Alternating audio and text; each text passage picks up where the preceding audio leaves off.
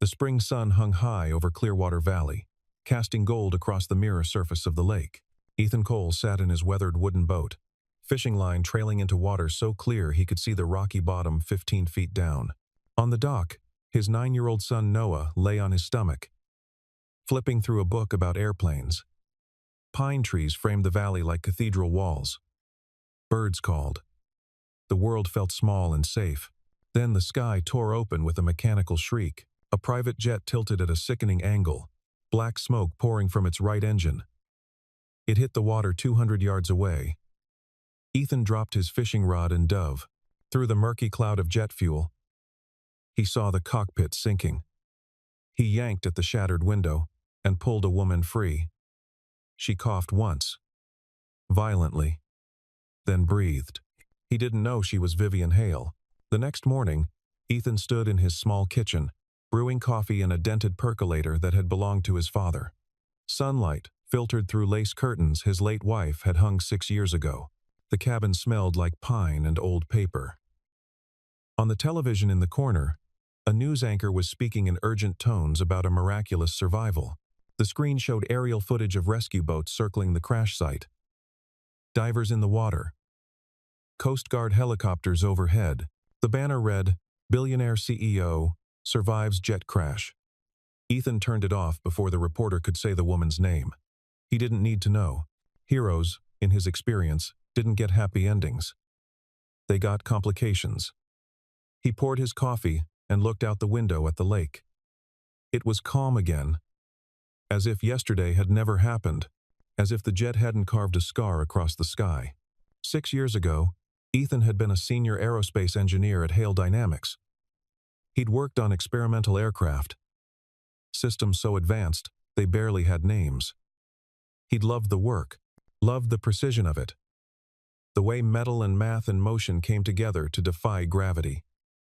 But he'd also seen something no one else wanted to see. A flaw, a hydraulic control system that failed under specific stress conditions. He'd written reports, sent emails, flagged it in meetings. His supervisor had smiled and told him not to worry. The higher-ups would handle it. They didn't. 3 months later, during a test flight over the Nevada desert, the system failed. The aircraft exploded mid-air. The pilot survived with minor injuries, ejecting just before the blast. But Ethan's wife, Rebecca, who had been visiting the observation tower that day with other families, did not. The shockwave from the blast shattered the tower's west wall. She'd been standing right there, holding their 3-year-old son's hand, pointing at the sky. Ethan had quit the next day. No severance, no apology. Just a non-disclosure agreement and a polite suggestion that he move on with his life. The company offered a settlement for Rebecca's death, calling it a tragic accident, an unforeseeable catastrophic failure. They paid for the funeral. They sent flowers. They never admitted fault. So he had left. He'd taken Noah, barely 3 years old at the time, and driven north until the roads turned to gravel and the gravel turned to dirt. He'd bought this cabin with the last of their savings. It had no internet, no cell service unless you climbed to the ridge. Just a wood stove, a dock, and a view of the lake that stretched for miles. He fixed engines for the locals, small motors, lawnmowers, chainsaws, the occasional truck. He taught Noah how to fish, how to read the weather by the color of the sky, how to be kind even when the world wasn't. At night, after Noah fell asleep, he read old engineering textbooks by lantern light, not because he missed the work, but because he couldn't forget it. The equations, the stress calculations, the warnings he'd written that no one had read. His neighbor, an older man named Carl, who ran the general store in town, had asked him once why someone with his skills was living like a hermit in the mountains. Ethan had only smiled and said he liked the quiet. The truth was too heavy to share. The scar on his wrist, thin and white, was a reminder of the system that had failed him, of the warnings ignored, of the price he'd paid for telling the truth. Now, 6 years later, the cabin was filled with the quiet sounds of a life rebuilt. Noah's laughter, the crackle of the wood stove, the rustle of pages turning. It wasn't the life Ethan had imagined, but it was the one he had. And it was enough. He didn't know that the woman he'd pulled from the lake was hunting for the person responsible for nearly killing her. He didn't know that her survival had set something in motion that couldn't be stopped. The sound of engines rumbled up the dirt road just after 10 in the morning. Ethan was outside, splitting firewood on the chopping block. His flannel sleeves rolled up despite the spring chill. Noah was inside, working on a model airplane at the kitchen table. Glue and balsa wood scattered across the surface. The rumble grew louder, deeper, the kind of sound that didn't belong in a place like this. Then 3 black Cadillacs emerged from the tree line, their polished hoods gleaming in the sunlight. Dust rose in slow clouds behind them, drifting through the shafts of light that cut between the pines. Ethan set the axe down and wiped his hands on his jeans, his pulse quickening. The lead car stopped 10 feet from the porch. The door opened, and a woman stepped out. She was tall, early 40s, with dark hair pulled back in a sharp ponytail.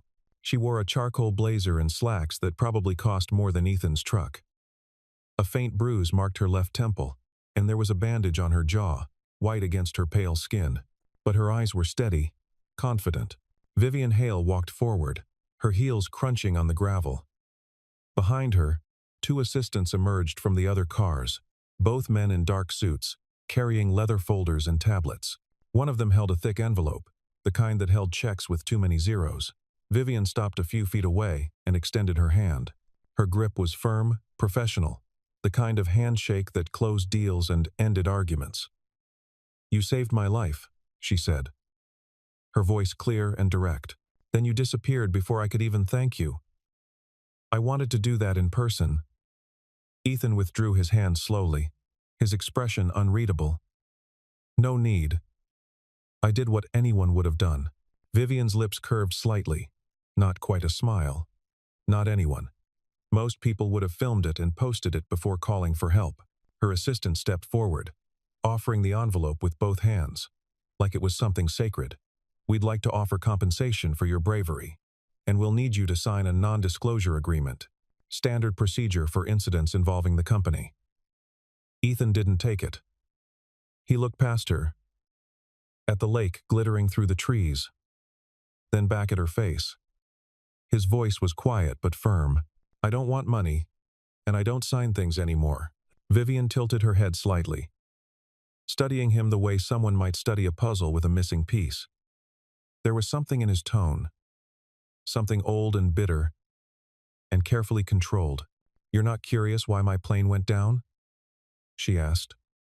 "Not my business," Ethan said. "It could have been sabotage," Vivian continued, watching his face. "The FAA is investigating. Someone might have tampered with the hydraulic systems." Ethan's jaw tightened. Just for a second. But he said nothing. Vivian glanced past him, toward the open cabin door. She could see inside. The simple furniture, handmade and sturdy. The stack of firewood beside the stove. The framed photo on the wall of a woman holding a baby. Both of them smiling. And next to it, pinned with thumbtacks to a corkboard, a series of technical drawings, blueprints, schematics, clean lines, precise measurements, professional notations in neat handwriting. She stepped closer, her eyes narrowing as she focused on the corner of the nearest drawing. The logo was unmistakable. Hale Dynamics. Her breath caught. Her gaze flicked back to Ethan. His face was unreadable now, a mask of calm that didn't quite hide the tension in his shoulders. For a long moment, neither of them spoke. Then Noah appeared in the doorway, curious, clutching his model plane in one hand. "Dad, who are they?" Ethan's expression softened immediately. "Just people passing through, bud. Go back inside." Noah nodded and disappeared into the cabin. Vivian looked at the empty doorway, then back at Ethan. Something shifted in her eyes. Recognition, maybe. Or understanding. She nodded slowly, as if something had clicked into place. "Thank you again, Mr. Cole," she said quietly, using his name for the first time. "If you ever need anything, you know how to reach me." She didn't wait for a response. She turned and walked back to the car. The Cadillacs reversed down the narrow road, engines purring, disappearing into the trees as smoothly as they'd arrived. Noah stepped back onto the porch. "Dad, why'd she come all the way out here just to say thank you?" Ethan watched the dust settle. "She's from a different world, Noah, not ours." But even as he said it, he knew it wasn't that simple. Not anymore. By late afternoon, the story had spread across the valley and beyond. Not the quiet version where a man saved a life and went home. The twisted one. The one that sold. Someone had leaked a video of the crash, a blurry phone recording from a hiker on the ridge who'd been filming the landscape when the jet went down. It showed the impact, the plume of water, and a small figure swimming toward the wreckage. Within hours, the footage had been shared thousands of times. News outlets picked it up, bloggers analyzed it frame by frame. And then the headlines began to multiply, each one worse than the last. Hero or setup? Questions surround mysterious CEO, rescue, billionaire's crash. Was she lured to remote lake? The articles speculated wildly. A man living alone in the woods, no job, no history anyone could find. A woman who just happened to crash practically on top of his property. The valley, which had been Ethan's sanctuary for 6 years, became a trap almost overnight.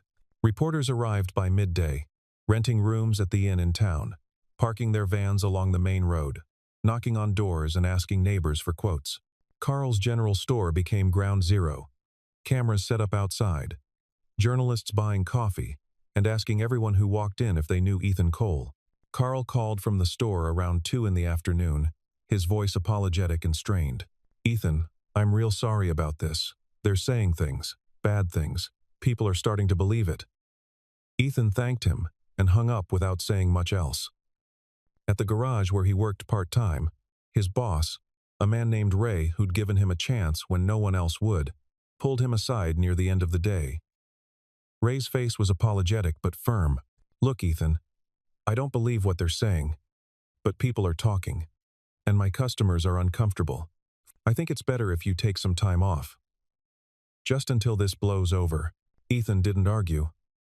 He packed his toolbox in silence, hand steady, jaw tight, and walked out to his truck. At the grocery store that evening, picking up bread and milk for Noah, he felt the stares. Whispers followed him down the aisles like shadows. A woman with a shopping cart stepped back as he passed, pulling her young daughter closer, like he was dangerous. Near the register, a man in a work jacket muttered to his friend, loud enough to be heard, probably planned the whole thing. "You don't just happen to be there when a billionaire crashes." Ethan set his groceries down on the counter and walked out without buying anything. That night, rain hammered the cabin roof. A steady drumming that filled the silence. Noah sat at the kitchen table, picking at his dinner. The boy's eyes were red. "Dad, why are people saying you're bad?" Ethan looked at his son across the table. The boy who'd lost his mother before he was old enough to remember her face clearly. Who'd never asked for any of this. He wanted to explain that the world didn't care about truth when a lie was more interesting. That people believed what they wanted to believe because it was easier than thinking. But he didn't say any of that. He just reached across the table and squeezed Noah's hand. "Sometimes people get scared of things they don't understand. It'll pass." Noah looked down at his plate. "Will it?" Ethan didn't answer. He couldn't promise something he didn't believe himself. He stood, cleared the plates, and turned off the kitchen light. In the darkness, he could hear the rain and the boys breathing and the distant hum of the world turning against him. Miles away, in her office at Hale Dynamics, Vivian sat at her desk, staring at a screen. The radar logs from the flight. There was a gap. A deliberate cut in the signal. Someone had tried to kill her. The Hale Dynamics tower rose 40 stories above Seattle's skyline, glass and steel reflecting the gray clouds that hung over the city like a shroud. Vivian's office was on the top floor, all clean lines and minimalist furniture. Leather chairs and a desk made of reclaimed wood. Floor-to-ceiling windows looked out over Puget Sound, the water dark and restless under the overcast sky. But tonight, it felt like a cage. She sat alone, the city lights glowing faintly beyond the windows. Her computer hummed softly. She opened the employee database, hesitating for just a moment before typing a name into the search bar. Ethan Cole. The file loaded slowly. Then the words appeared. Employment terminated following incident review. Ineligible for rehire. She clicked deeper. A personnel report from 6 years ago. A technical memo. A series of emails. She read them in silence, her face growing pale. Ethan had warned them. Not once. Not twice. 7 separate communications about a critical flaw in the hydraulic control system. He'd flagged it as high priority, sent it up the chain to his supervisor, then to the engineering director, then to the VP of operations. Each time, he'd been told the same thing. We'll look into it. It's under review, but they hadn't. 3 months later, the test flight over Nevada. The explosion. 1 fatality listed in the official report. Civilian observer. Name redacted for privacy. But Vivian opened the attached incident file. The name was there. Rebecca Cole. Wife of Ethan Cole. Survived by husband and 1 minor child. Vivian's hands trembled. She sat back in her chair, staring at the screen. The man who'd saved her life had lost his wife because her company had chosen profit over safety. A knock at the door made her jump. She closed the file quickly. Her uncle, Grant Hale, stepped inside without waiting for an invitation. He was 62, silver-haired, impeccably dressed in a tailored Navy suit. He'd been with the company for 30 years, longer than Vivian had been alive. He smiled. But it didn't reach his eyes. Working late again, Vivian? She forced herself to smile back. Just catching up. The crash investigation is taking up a lot of time. Grant walked to the window, hands in his pockets. I heard about your visit to the valley. To see the man who pulled you out. I wanted to thank him in person, Vivian said carefully. It seemed like the right thing to do. Of course, Grant said smoothly. But you should be careful. People talk. And they're already making this more complicated than it needs to be. Vivian's jaw tightened, but she kept her voice neutral. He didn't do anything wrong. He saved my life. Grant turned from the window. I'm sure he did. But perception matters. You know that better than anyone. He stepped toward the door, then paused with his hand on the handle. You're not digging into old personnel files, are you? The question hung in the air. Casual but pointed. Vivian's heart thudded in her chest. But she kept her face perfectly neutral. Why would I do that? Grant smiled again. No reason. Just don't want you wasting time on ghosts when we have real problems to deal with. He left. Vivian waited until his footsteps faded completely. Then she opened the file again, printed everything, and slipped the pages into her bag. She walked out of the building into the rain, her mind racing. The man who'd saved her had been destroyed by her family. And now she had to decide what to do with that truth. The call came at 9:43 at night. Ethan's phone, an old flip model he kept charged more out of habit than necessity, buzzed on the kitchen counter. He almost didn't answer, but something made him pick it up. Mr. Cole? The voice was calm, professional. This is Vivian Hale. Ethan's grip tightened. How'd you get this number?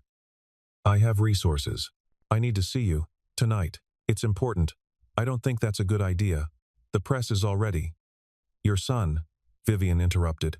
Noah. He has asthma, doesn't he? Ethan's blood went cold. What are you talking about? A crash came from Noah's room, followed by a choked, gasping sound. Ethan dropped the phone and ran.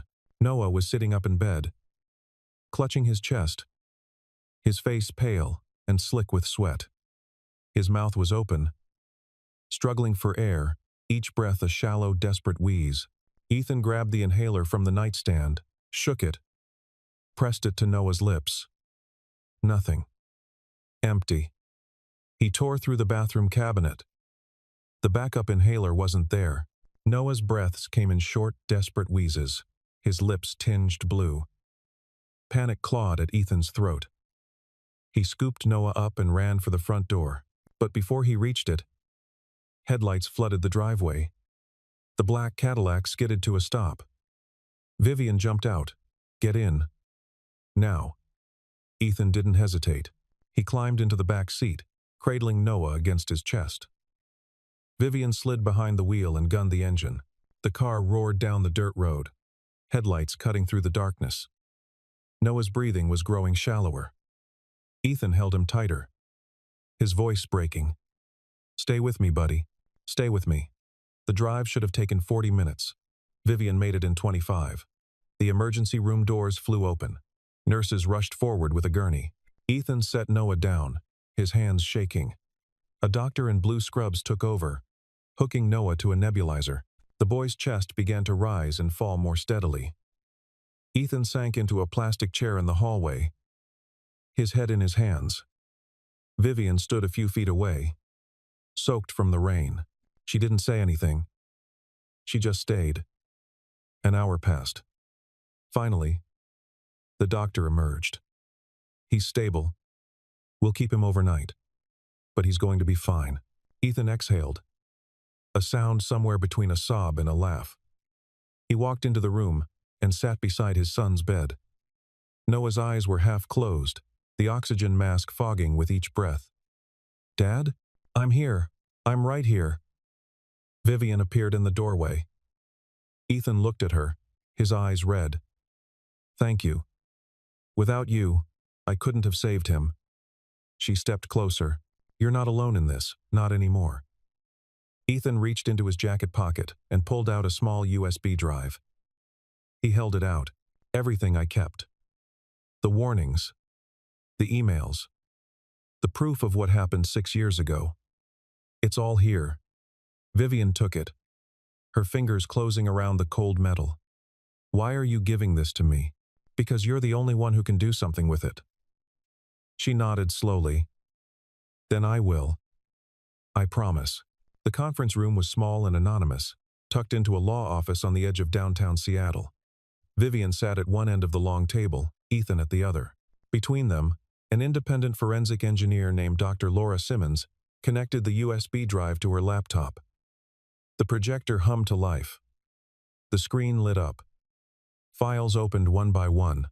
Emails with subject lines like, "Urgent. Hydraulic system review needed and re." Safety concerns. No response. Scanned pages of handwritten notes, technical drawings with annotations in red ink. Photos of cracked metal components. Test data showing failure rates far above acceptable thresholds. Dr. Simmons scrolled through it all in silence, her expression darkening with each new document. She opened an email from Ethan to his supervisor.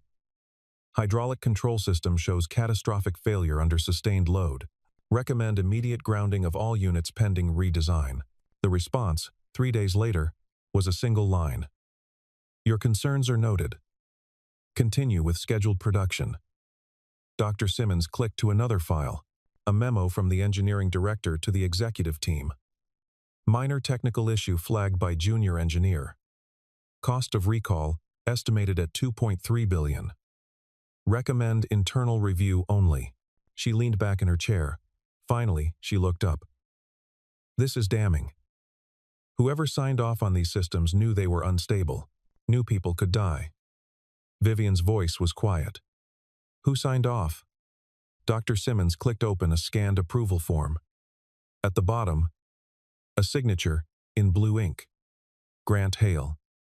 The room went still. Ethan leaned back, his face unreadable.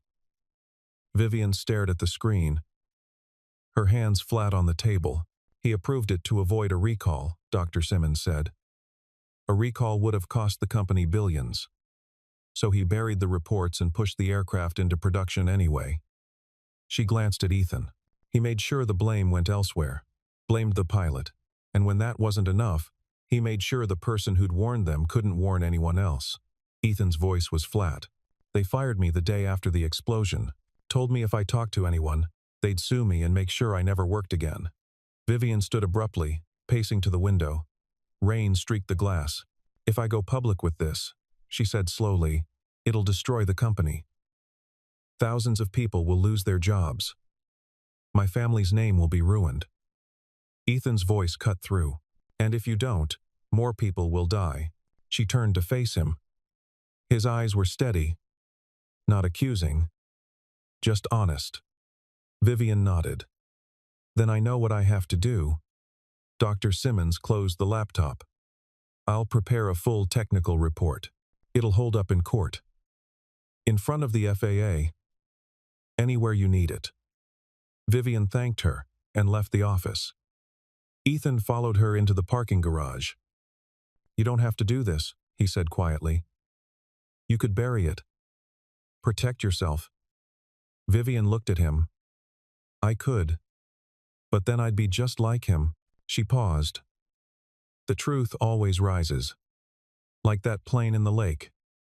It doesn't stay hidden forever. Ethan almost smiled. No, it doesn't. Vivian got into her car. Before she drove away, she rolled down the window. I'll need you to testify. When this goes public, I will, Ethan said. She nodded, then pulled out into the rain. The emergency board meeting was called for 8 in the morning on a Thursday. The conference room on the 40th floor was already full when Vivian arrived. Executives in tailored suits sat around the long table. Tablets open, coffee cups steaming. Lawyers with briefcases lined the walls. Grant Hale sat at the head of the table, his expression calm, his fingers steepled. The morning sun streamed through the windows. Vivian entered last, carrying a slim leather folder and a tablet. She didn't sit. Every eye in the room turned to her. Grant smiled. Vivian. Good. Let's keep this brief. We need to address the media situation and finalize our response strategy. I agree, Vivian said. She walked to the front of the room and connected her tablet to the wall-mounted screen. The display flickered to life. An email appeared. The date was clear. 6 years and 4 months ago. The subject line read, Hydraulic failure risk, immediate action required. The sender was Ethan Cole. End as is.o. The room shifted. Murmurs rippled through the executives. Grant's smile faded. Vivian clicked to the next slide. A photo of a cracked hydraulic component. Then, another email. This one from Grant himself. Bury this. We're not recalling 50 aircraft over a minor flaw. Production continues as scheduled. She let the words hang in the air. One of the board members stood abruptly. This is, if these documents are authentic, they're real, Vivian said. She clicked again. A scanned approval form. Grant's signature at the bottom. The incident report from the Nevada test flight. 1 civilian fatality. Rebecca Cole, another board member, stood. His face pale. He closed his folder and walked out. Then another followed. Within 2 minutes, half the room was empty. Grant slammed his hand on the table. You're going to destroy this company. Everything we've built, everything your father worked for. Vivian turned to face him. No, Uncle Grant. You already did that when you chose money over lives. She set the leather folder on the table in front of him. I'm stepping down as CEO, effective immediately. I've contacted the FAA. They'll be opening a full investigation. You'll be hearing from them very soon. Grant's face went red. You think you're a hero? You think this makes you better than me? No, Vivian said quietly. I'm choosing the right side. Finally. She walked toward the door. Behind her, the room erupted. Outside the building, reporters waited on the plaza. Vivian pushed through the glass doors. Cameras flashed. Microphones thrust forward. Miss Hale, is it true you're accusing your own uncle of sabotage? Vivian stopped at the top of the steps. I'm not accusing anyone of anything. The evidence speaks for itself, and I will cooperate fully with any and all investigations into Hale Dynamic safety practices, both past and present. A reporter pushed forward. What about Grant Hale? That's for the authorities to determine. I've provided them with everything they need. She turned and walked to her car. Inside, her hands shook, but she started the engine and drove. At his cabin, Ethan sat on the porch with his laptop. The headline scrolled across the bottom. CEO exposes family cover-up in deadly plane crash scandal. He closed the screen. He looked out at the lake. The sky was clearing. For the first time in years, he felt like he could breathe. 2 days later, Vivian drove back to the valley. This time, she came alone. No assistants, no Cadillacs. Just a rental sedan and a bag of groceries. She parked beside Ethan's truck and knocked on the door. Noah answered, his face lighting up. "You came back." Vivian smiled. "I promised, didn't I?" Ethan appeared behind him, surprised. "I didn't think you'd come." "I'm not here as a CEO," Vivian said. "I'm here as someone who owes you more than I can ever repay."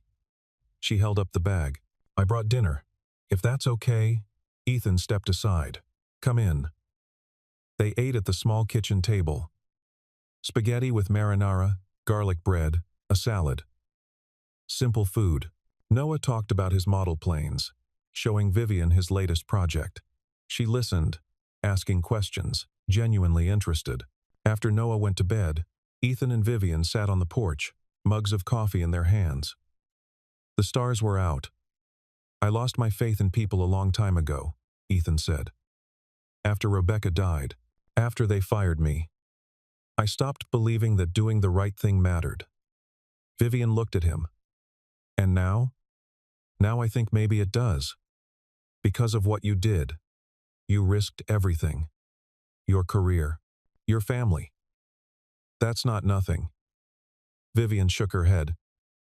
"I didn't do anything you wouldn't have done." "You did more," Ethan said. "You listened. You believed me. You chose truth over comfort." Vivian was quiet. "I keep thinking about your wife. About Rebecca. I can't undo that, but I can make sure it doesn't happen to anyone else." Ethan's voice was soft. "You already have." Vivian stood to leave. At the door, she turned. "There's a position opening. Head of Safety and Compliance. It's not glamorous, but it's important, and I can't think of anyone better." Ethan hesitated. "I don't know if I'm ready for that world again." "You don't have to decide now. Just think about it." She walked to her car. Before she drove away, Ethan called after her. "Vivian." She stopped. "You gave my wife justice." "Thank you." Vivian's eyes glistened. But she didn't let the tears fall. She nodded and drove into the night. Ethan stood on the porch. For the first time in 6 years, the weight on his chest felt lighter. The next morning the Cadillacs returned. All 3 of them. But this time, they didn't carry power. They carried hope. Vivian stepped out, dressed in jeans and a simple sweater. Noah ran out to meet her, grinning. "Did you bring more books?" "I did. And something else." She handed Ethan a folder. Inside was a contract. Consultant position. Safety advisor. Flexible hours. Good pay. And a clause at the bottom. All recommendations to be implemented without executive override. Full authority on safety decisions. Ethan looked up. "You're serious. Completely. The company needs someone who isn't afraid to tell the truth. Someone who's already proven they'll fight for what's right." "That's you." Ethan glanced at Noah, who was watching with wide eyes. "Dad, you should do it." "You think so?" "Yeah. You're good at fixing things. And maybe it's time to stop hiding." Ethan's throat tightened. He looked back at Vivian. "I'm not good at boardrooms. Or politics." "Good," she said. "I don't need a politician. I need an engineer. Someone who sees what others miss." Ethan took a breath. "Okay. I'll do it." Vivian smiled. Together, the 3 of them walked down to the lake. The water was calm. Vivian stood at the edge. "This is where it started. Where you pulled me out." Ethan stood beside her. "And where you pulled me out, too." Noah tossed a stone into the water, watching the ripples spread. "Do you think people can change?" Vivian glanced at Ethan, then back at the boy. I think they can try, and sometimes that's enough. The wind picked up. The sun broke through the clouds. Vivian turned to Ethan. You saved me from the water. Now, I'm pulling you out of the dark. Ethan smiled. Guess we're even. Not even close, she said. But it's a start. 1 year later, the grand opening of the Hale Safety Foundation took place at the newly renovated headquarters. The building was smaller than the old tower, built with reclaimed wood and floor-to-ceiling windows designed to let in light. Inside, a crowd gathered. Engineers and safety advocates, families of crash victims, whistleblowers who'd been silenced, students studying aerospace engineering, journalists with cameras. Vivian stood at the podium, dressed in a sharp blazer but with her hair down. She looked out at the crowd. A year ago, I almost died. Not because of bad luck or an act of God, but because people in positions of power chose profit over safety, chose silence over truth. She paused. One man chose differently. 6 years ago, Ethan Cole warned my company about a critical flaw that would cost lives. He did everything right. And for that, he was punished. He lost his job. He lost his wife in the very accident he tried to prevent. Her eyes found Ethan in the front row. He sat beside Noah, who was dressed in a button-down shirt. This foundation exists because of people like him. People who refuse to stay quiet when they see something wrong. Who believe that doing the right thing matters, even when it costs them everything. The room erupted in applause. People stood. On the screen behind Vivian, headlines scrolled. Grant Hale, indicted on 12 counts of corporate negligence. Hale Dynamics announces independent ethics board. Families of crash victims praise company's transparency. Vivian stepped down from the podium. Ethan met her at the edge of the stage. You did it, he said. We did it, she corrected. The reception lasted another 2 hours. Ethan talked to other engineers who'd been silenced. They thanked him. They told him he'd given them hope. That afternoon, they returned to Clearwater Valley. Ethan launched the old wooden boat. Noah carried a model plane he'd been working on for months, sleek and silver, with perfect lines. He set it carefully on the water's surface. For a moment, it just floated. Then the wind caught it, and it began to glide forward. Vivian stood at the shore, her hands in her pockets.